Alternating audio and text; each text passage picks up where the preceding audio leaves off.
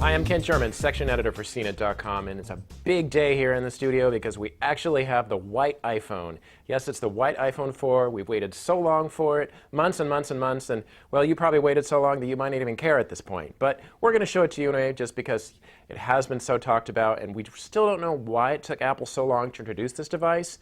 We've heard that it could have been the proximity sensor. We also heard, remember, on the 3GS there was some discoloration on the white iPhone, so we never know. But this device is finally here. We're going to show it to you. Of course, it is exactly the same. We are showing a Verizon phone here, and AT&T Verizon will both offer the white iPhone, and of course, the only differences will be what network it runs on.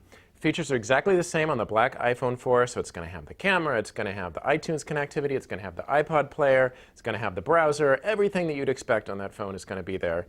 And there are no cosmetic differences except for the white color. You will notice a line up here. The black iPhone actually has that as well. You just can't see it because, like the skin of the phone, it's also black. You have to hold it up to the light to really see that line. But that's the only thing that's different.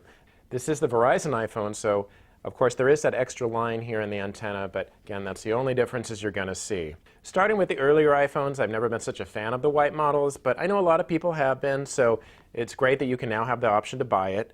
Of course, it doesn't have a unicorn horn on it. You might be waiting for that because a lot of people call this a tech unicorn, but it does, just doesn't have that unicorn horn.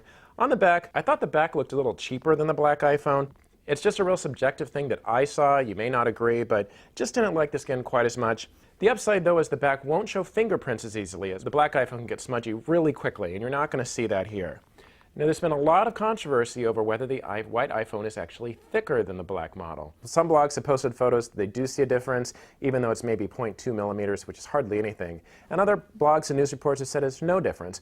Check the video where we actually take the phone down to a place in San Francisco that can measure things really, really accurately, down to even smaller than a millimeter. So we'll see if that's actually true. But for right now, I don't see any difference. We also heard that the white iPhone doesn't accommodate the standard cases or bumpers that Apple has actually put out. Well, Apple was good enough to send us a white bumper. Of course, you can use any bumper you'd like. And, you know, when I snapped it on, I didn't think it went on any more difficult than on the black iPhone. I also didn't see a difference when I tried using this other case that I currently use on a black iPhone 4. It snapped on just as easily as well. So I think even if it is a little bit bigger, I don't think it's a big deal. And to be honest with you, I'm sure that when you make a bunch of products like that, sometimes there are very, very slight differences that come out of the production line. But overall, the white iPhone, exactly the same as I said. May not be your cup of tea, but it's finally here. And if you don't care, and I'm sure there's a lot of you out there that don't, well, it's here anyway for you. I'm Kent German, and this is the white iPhone 4.